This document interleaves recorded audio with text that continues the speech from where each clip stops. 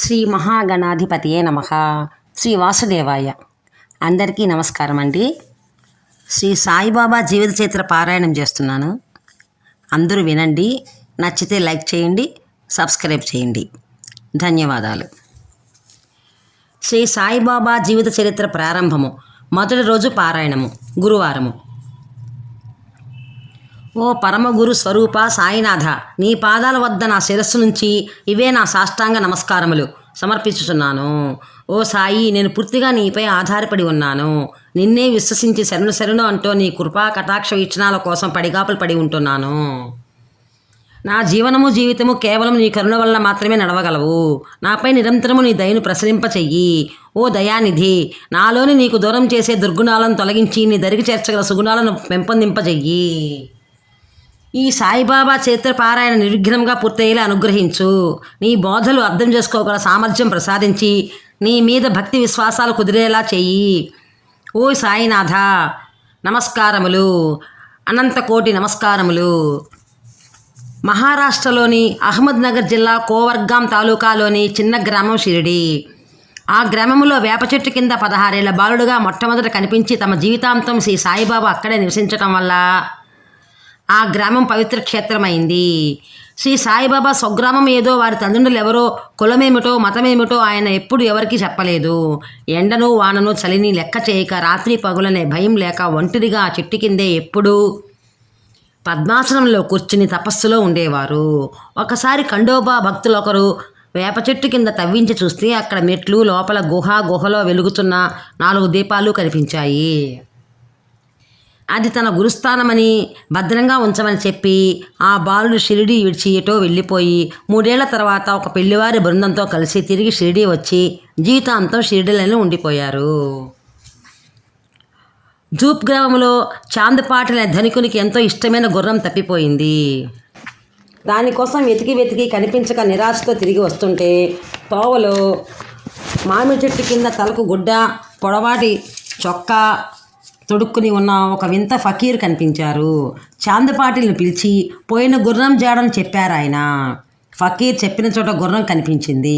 ఫకీర్ చిలిం సిద్ధం చేసి చేతిలో ఉన్న కర్రతో నేలపై కొట్టి నీరు, భూమిలో నుండి నిప్పు తెప్పించి చిలుం వెలిగించి పీల్చి పాటిల్కి కూడా ఇచ్చారు. ఆయన మహిమాన్వితుడిని గుర్తించిన చాంద్ తనతో రమ్మని ఆహ్వానించి ఆయనను ధూప్ గ్రామం తీసుకుపోయారు.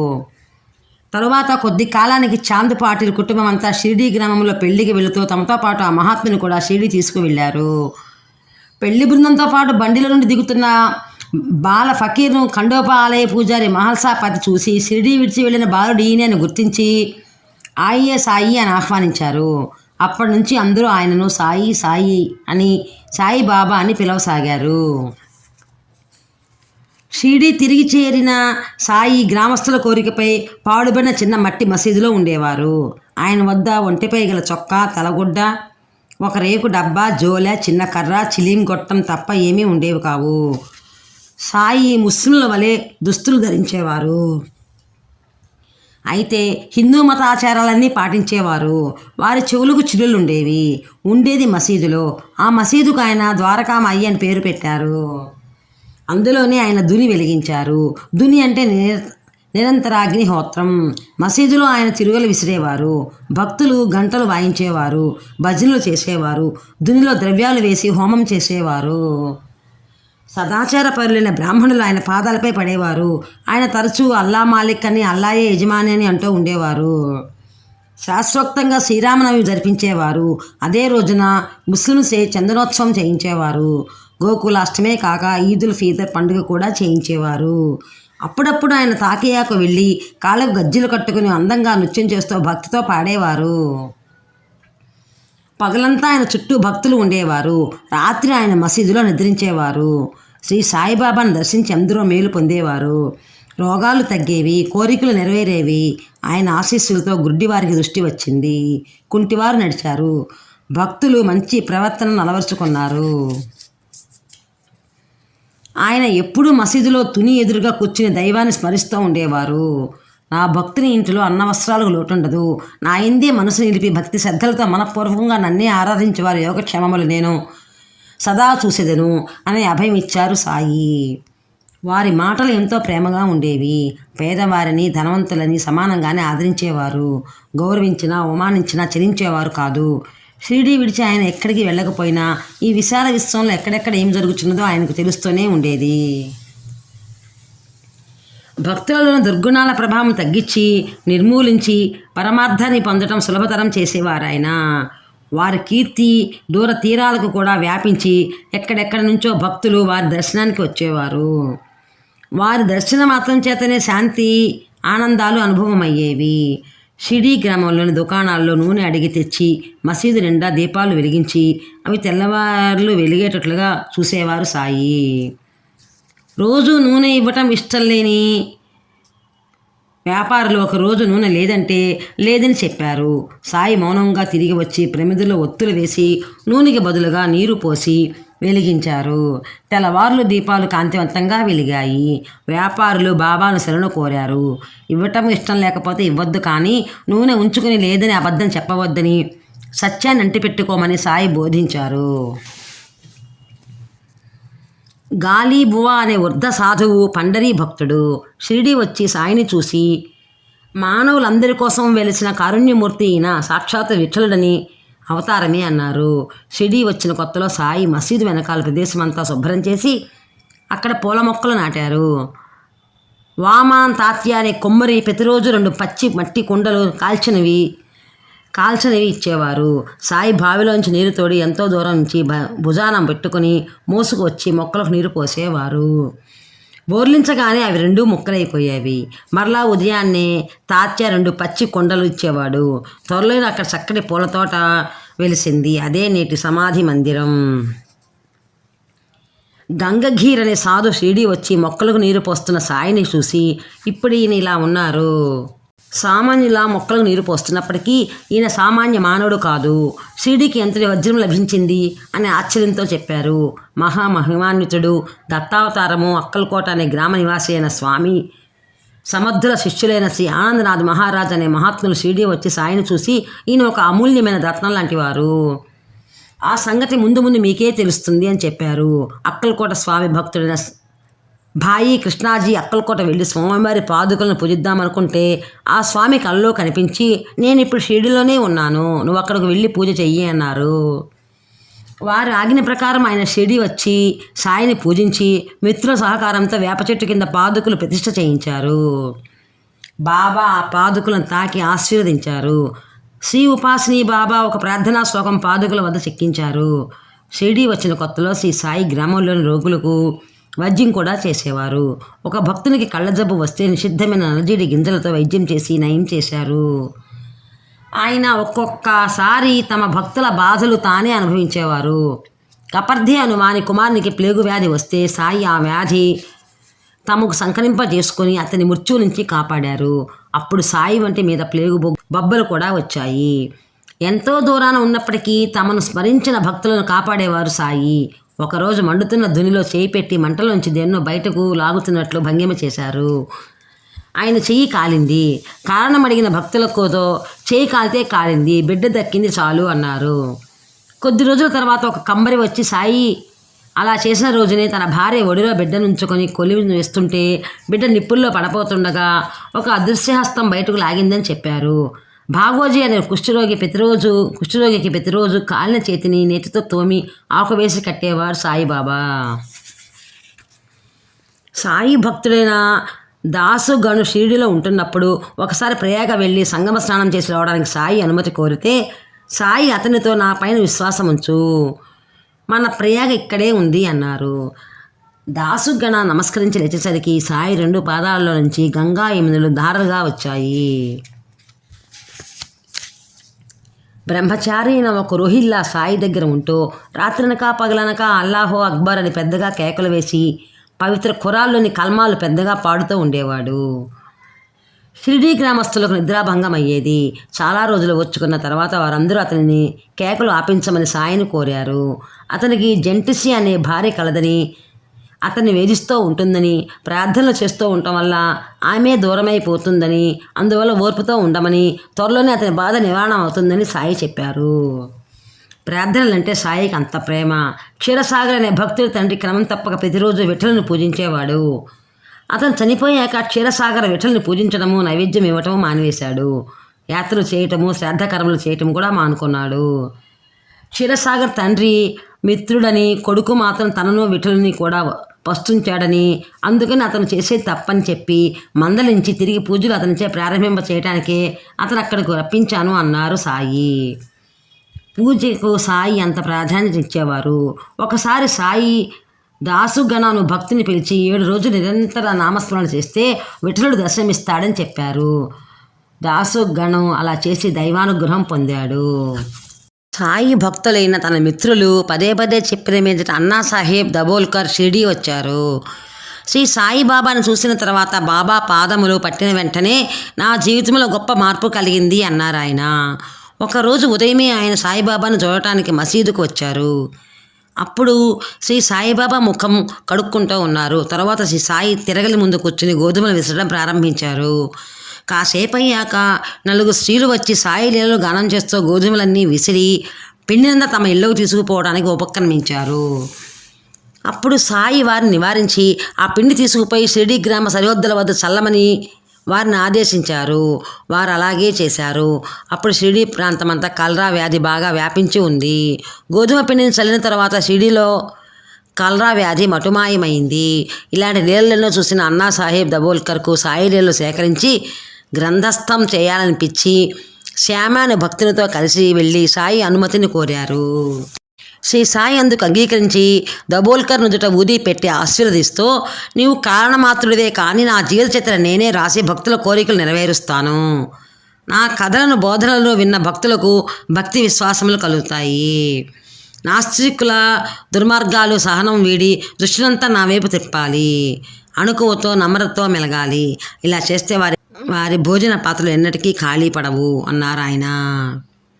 అన్నా సాహెబ్ దబోల్కర్ను శ్రీ సాయి హేమంత్ పంత్ అని పిలిచేవారు.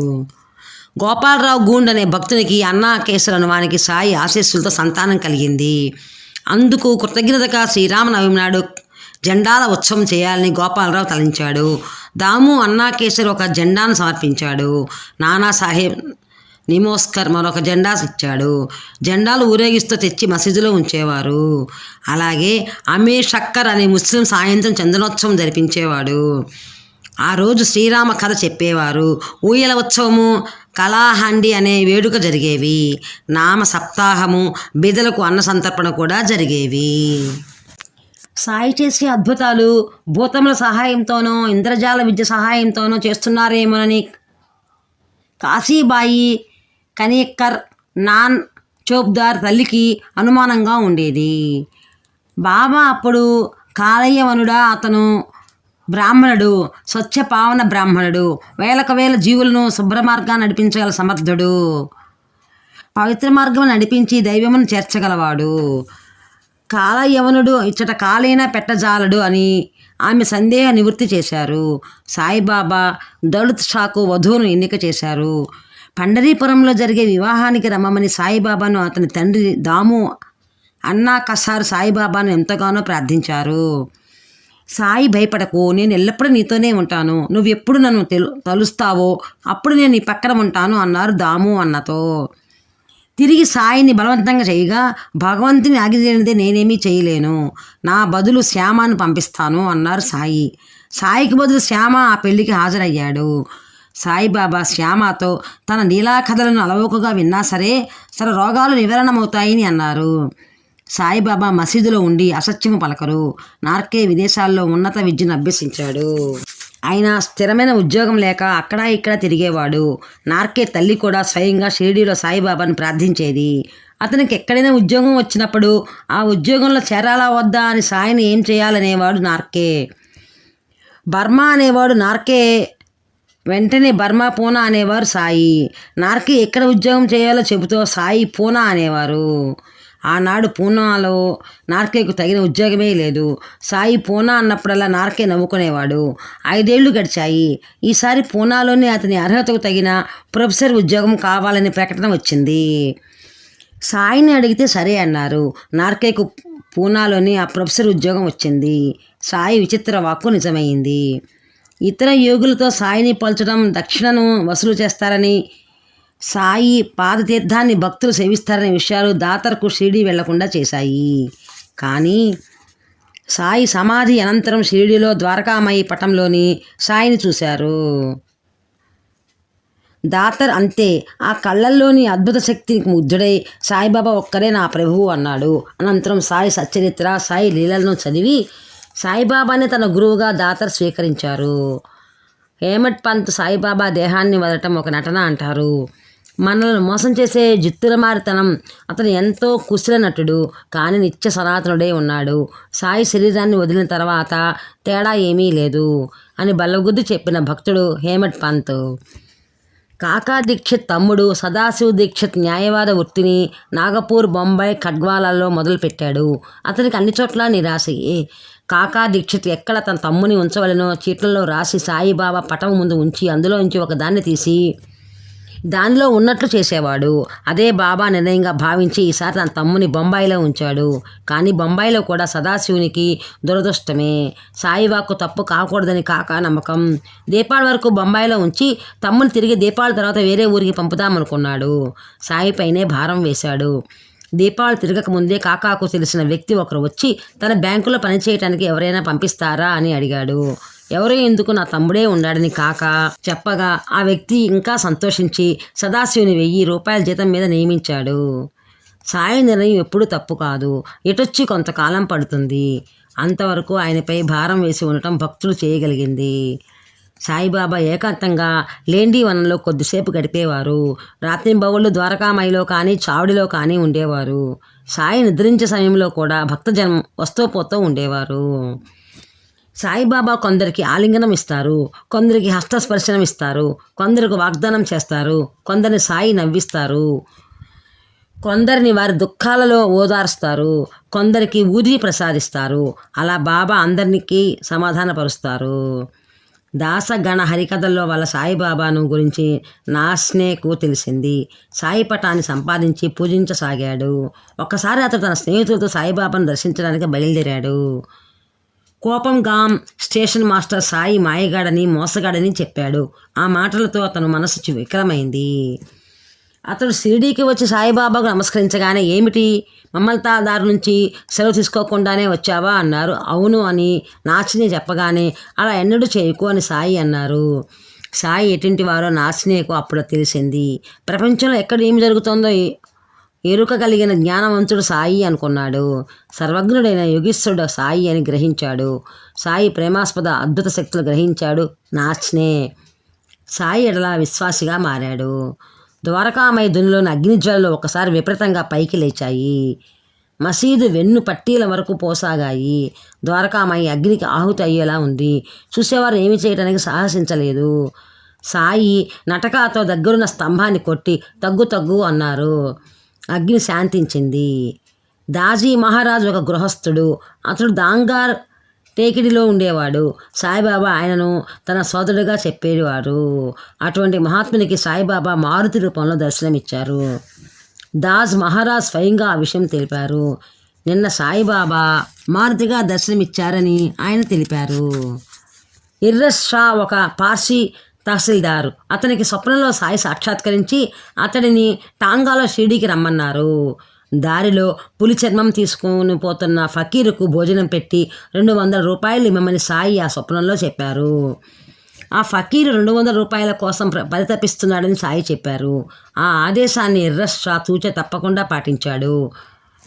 షిరిడీకి టాంగాలో పోతుంటే దారిలో ఒక ఫకీరు పులి చర్మంతో కనిపించాడు.